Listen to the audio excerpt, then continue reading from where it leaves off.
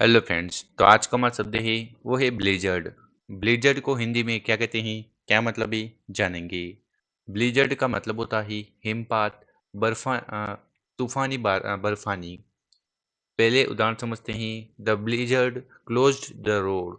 हिमपात के कारण सड़कें बंद हो गई। दूसरे उदाहरण समझते हैं। The blizzard brought heavy snowfall and strong winds. हिमपात के साथ भारी बर्फबारी और तेज हवा आई।